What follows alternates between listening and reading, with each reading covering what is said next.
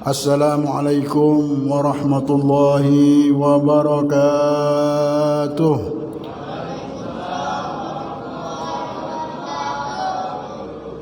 Alhamdulillah, alhamdulillahilladzi arada wa qaddar.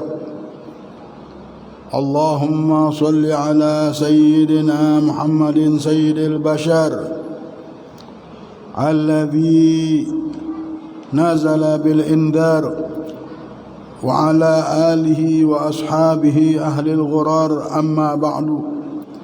Alhamdulillah, thumma alhamdulillah, puja dan puji syukur kita hadapkan ke hadapan Allah Subhanahu wa ta'ala yang telah menciptakan segala sesuatu dengan keinginan dan takdirnya. Puja dan puji syukur kita hadapkan ke hadapan Allah atas segala keinginan dan takdirnya.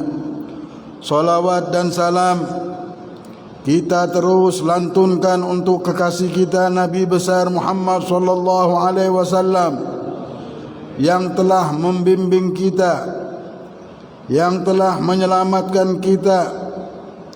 Mudah-mudahan salawat tersebut akan menjadikan satu syafaat yang besar untuk kehidupan dunia dan akhirat kita. Amin ya rabbal alamin. Amin ya rabbal alamin. Hadirin rahimani wa rahimakumullah. Kemarin atau hampir 2 minggu dan 3 minggu yang lalu kita sudah sampai membaca bacaan kitab Al-Hikam di perkataan yang ke-30, di mana perkataan yang ke-30 ini sudah kita baca. Isinya mengajak kita dan memberikan kita satu keyakinan yang benar untuk kita benar-benar tahu sudah sesuatu ini sudah kita ketahui, sudah ada di hati kita bahwa tiada suatu napas terlepas daripada diri kita, melainkan di situ pula sudah ada takdirnya Allah Subhanahu wa taala. Kalau sudah ada nyawa, ada takdir Allah di situ.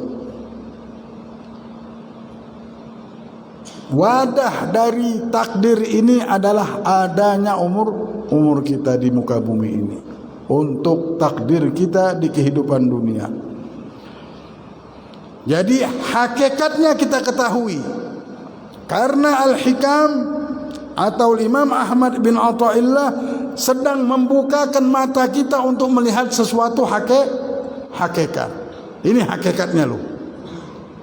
Hakikatnya semua tidak ada yang baru di hadapan Allah. Semuanya Allah sudah tahu, karena dialah yang menginginkan kejadian segala sesuatu tersebut. Itu hakikatnya. Tapi ilmu hakikat ini harus didampingi dengan syariat, seperti yang sering kita baca dan sering kita kaji di tempat ini. Contoh, di dalam ilmu agama kita disuruh dan diperintahkan membenci maksiat, membenci kemungkaran. Orang yang tidak marah, Imam Syafi'i bilang, man istaghdaba wa lam yaghdab fa huwa himar. Barang siapa diminta marah dan dia tidak marah, ini orang keledai, bukan manusia namanya. Begitulah manusia yang melihat kemungkaran, melihat sesuatu yang tidak baik, dia tidak marah. Karena syariatnya kita harus marah. Ketika ada orang mencaci, menghina kita, secara syariat kita tidak senang dengan tingkah laku tersebut, tidak baik. Ada orang berbuat salah, syariatnya kita marah dan membenci kesalahan. Syariat harus dijalani. Perintah Rasulullah SAW menjalankan syariat ini. Tapi ingat, setelah kita punya syariat, kita harus punya hakikat. Hakikatnya kita sudah melihat. Ini orang berbuat kemungkaran di hadapan kita. Syariatnya kita marahi, jangan berbuat mungkar. Tak boleh, ini haram. Tak boleh, ini begini. Dengan kekuatan kita, dengan kekuasaan kita, dengan doa, dengan tangan kita, bagaimana yang haram ini tidak ada. Nah, sudah selesai. Hakikatnya di hati kita, kita tidak benci sama sesuatu itu. Kenapa? Karena kita tahu adanya ular yang menyerang kita. Kita tahu ular ini ciptaan Allah. Dan Allah menciptakan ular ini ada hikmahnya.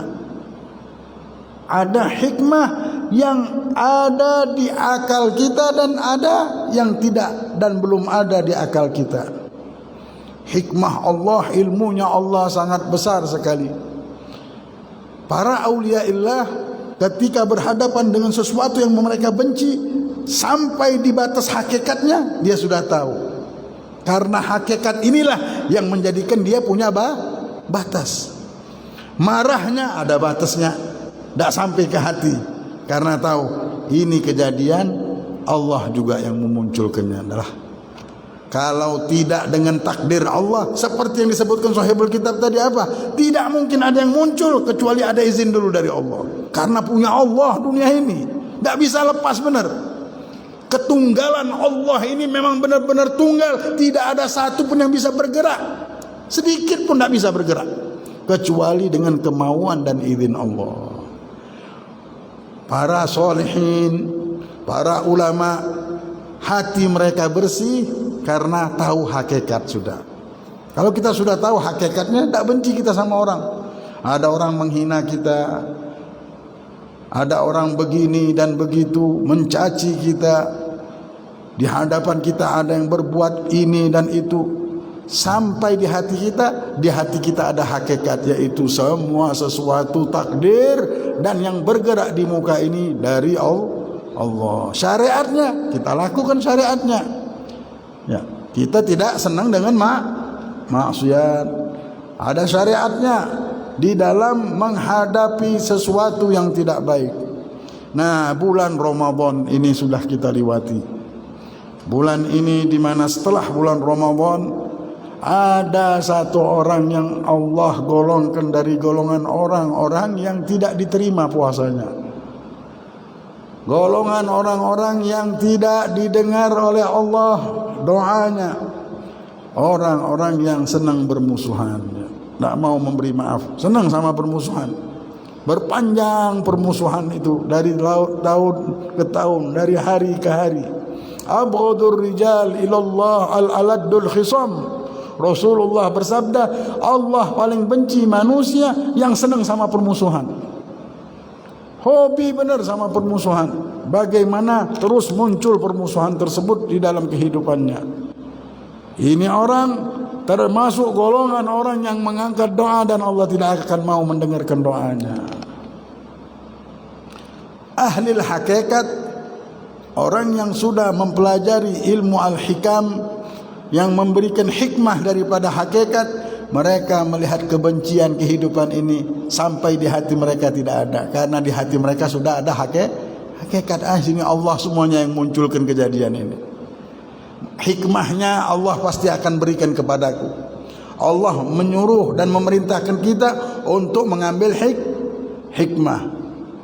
Sayyiduna Musa al-Kadhim, cucunya Rasulullah SAW, orang yang penuh hakikat hatinya, syariatnya penuh, hakikatnya penuh. Pernah pada suatu hari dia duduk memanggil budaknya. Budaknya ini ketika dipanggil tidak mendengar. Diperintahkannya satu orang untuk memanggil budaknya, dan datanglah budak tersebut. Ya Maulana, apa yang kau inginkan? Aku minta kau ambilkan aku marak. Marak ini kuah kambing, atau yang di dalamnya ada air dan ada kambingnya. Diambillah marak sama budak ini. Ketika sampai di hadapannya, tertumpahlah marak itu sampai di badannya Sayyidina Musa al-Kadhim. Marak yang sangat panas itu menyentuh pada dirinya. Sayyidina Musa al-Kadhim diam. Dan si budak ini ketakutan. Melihat ketakutan, Sayyidina Musa mengatakan, laqad samahtuka, aku sudah memaafkanmu. Dia bilang, jangan kau takut. Sebelum kau meletakkan dan marak itu jatuh, maafku sudah ada di hadapanmu.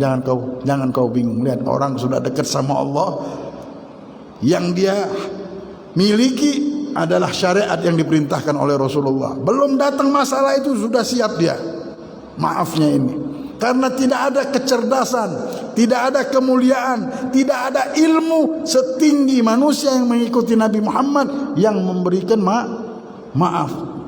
Ilmu ini mengangkat derajat orang ini. Derajatnya bukan cuma di dunia, di akhirat di sisi Allah Subhanahu wa taala. Wa an ta'fu aqraba littaqwa. Berikanlah maaf itu. Itulah jalan yang paling dekat untuk menjadi hamba yang bertakwa. Nanti Allah yang jadikan kita hamba yang bertakwa. Sulit mau dapat ketakwaan ini kalau bukan dari Allah.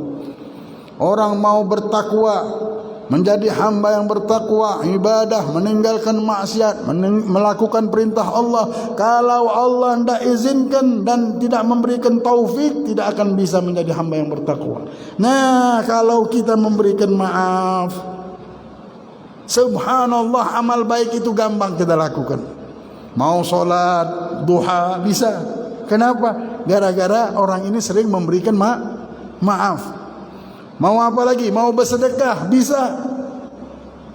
Bahkan golongan orang yang masuk surga tanpa dihisap oleh Allah adalah manusia yang tidak pernah menghisap manusia di muka bumi ini.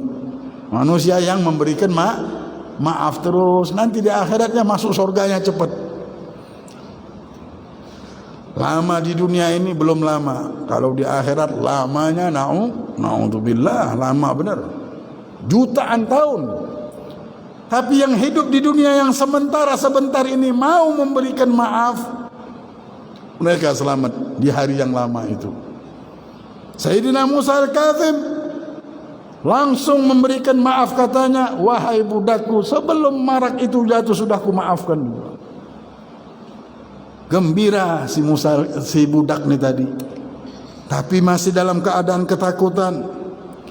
Bahkan maafnya yang sangat tinggi ini yang dia dapatkan dari kakeknya Rasulullah, sang pemberi maaf. Bahkan jangan kau takut, pada detik ini juga aku akan bebaskan engkau dari budakmu ini. Mulai detik ini kau bukan budak dulu lagi. Langsung si budak ini menyebutkan ayat, wal kadhiminal ghaidh wal 'afina 'anil nas wallahu yuhibbul muhsinin. Sesungguhnya orang yang menahan marahnya dan memberikan maaf kepada saudaranya, Allah Subhanahu wa taala berfirman, Allah akan mencintai hamba yang berbuat baik ini. Sesungguhnya engkau kekasih Allah, wahai Musa al-Kadzim. Digelarlah dengan Musa al-Kadzim. Al-Kadzim itu orang yang menjaga marahnya. Satu sahabat datang sama Rasulullah, ya Rasulullah, ajari aku satu ilmu saja ya Rasulullah, tapi ilmu ini aku selamat hidup. Apa ya Rasulullah? Satu ilmu ini saja. Rasulullah katakan, la taghdab, jangan marah. Baik ya Rasulullah, tidak ada yang lain, satu lagi. Apa ya Rasulullah? La taghdab, jangan marah. Ya Rasulullah, satu lagi ya Rasulullah.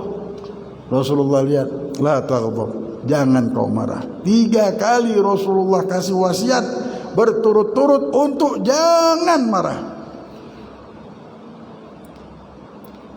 Ada satu aulia mengatakan, Allah kalau sudah memberikan nur, satu ilmu nur masuk ke hati kita sehingga ini marah tidak bisa naik.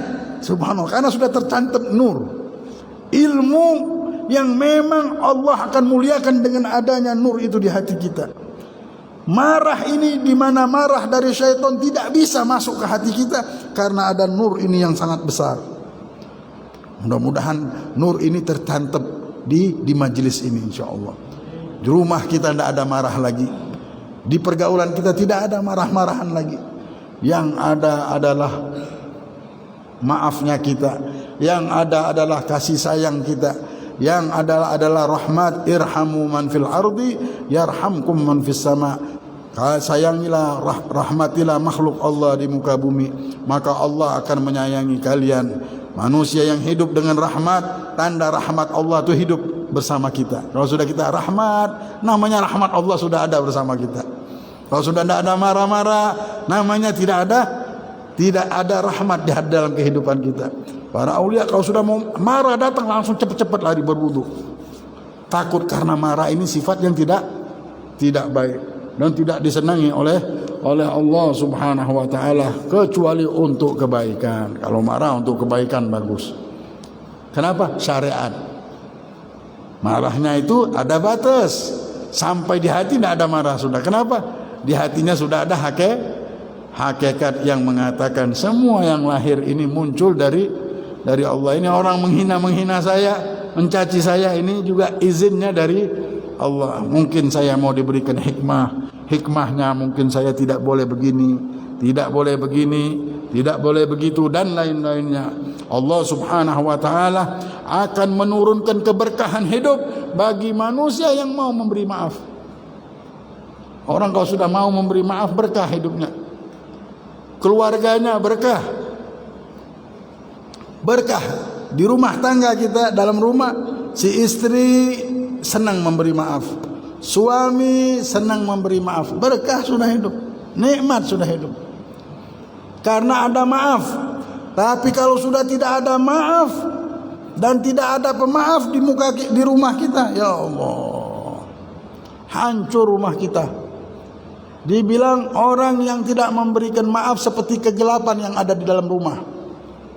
Kemarin kita lampu gelap aja, ya Allah, sudah belum panasnya, belum keringatnya, belum tak bisa apa-apa, tak bisa ngecas HP, tak bisa denger ini, tak bisa denger itu, kayak kuburan rumah kita.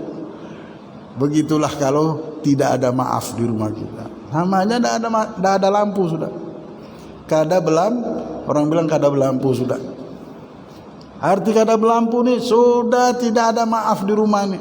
Kalau sudah ada maaf, rahmat, langsung rumah terang. Rumah langsung terang. Para aulia sholihin kita yang memberikan maaf itu seperti kita memberikan nyawa sama orang. Kita punya salah, coba. Punya salah, punya ini. Dan memang kita bersalah misalnya. Datang kita ke Tuhan kita, Tuhan, ini kesalahan saya banyak. Tolong maafkan. Kita bilang, aku maafkan engkau. Ya Allah, senangnya. Bukan main senangnya kita. Belum dengan nangisnya, beban kita, nafas kita. Ya Allah, sangka saya mau mati sudah. Saya sangka sudah dunia ini mau hancur, mau kiamat sudah. Tak tahunya dimaafkan sama Tuhan saya. Begitu juga kalau kita memberikan maaf kepada manusia ini. Pahalanya besar benar. Al-Habib Umar bin Saggaf. Umar bin Saggaf ni wali Allah. Dia punya kakek Habib Ali bin Abdullah Saggaf. Habib Ali bin Abdullah Saggaf inilah yang mengisyaratkan bahwa akan lahir. Dia kalau liwat di satu tanah itu doa terus. Dia doa, dibilang, kau doa apa ya Habib Ali? Di tempat ini akan muncul satu orang namanya seperti namaku, yaitu Ali. Dan akan membangun masjid, pondok pesantren di tempat ini. Dan dakwahnya tersebar di mana-mana. Aku berdoa mudah-mudahan Allah Subhanahu wa taala menyempurnakan keberkahan itu untuk kita dan kota kita dan dunia ini. Siapa itu? Ali bin Muhammad Al-Habsyi, Habib Ali Habsyi. Sebelum lahir 100 tahun sebelum itu dia sudah isyaratkan. Setiap lewat tanah itu pasti berdoa. Nah, dia punya cucu Umar bin Saggaf, waliullah. Habib Umar bin Saggaf ini disuruh megang harta anak yatim karena pemerintah sudah iri sama dia. Mau dijebaknya bagaimana dia mau megang uang untuk anak yatim dan janda-janda. Dicari cara untuk bagaimana Habib Umar bin Saggaf terperangkap dalam harta ini dan difitnah di dalam tempat tersebut. Majelisnya Habib Umar bin Saggaf ini penuh manusia. Sampai kalau ada masalah apa-apa, masyarakat bilang, kami mau nanya dulu Habib Umar bin Saggaf. Cemburulah si raja ini. Nah, saya mau cari kesalahan dia. Bagaimana punya salah? Namanya manusia, tidak ada yang sempurna manusia. bilang datang surat, ya Habib Umar, raja minta supaya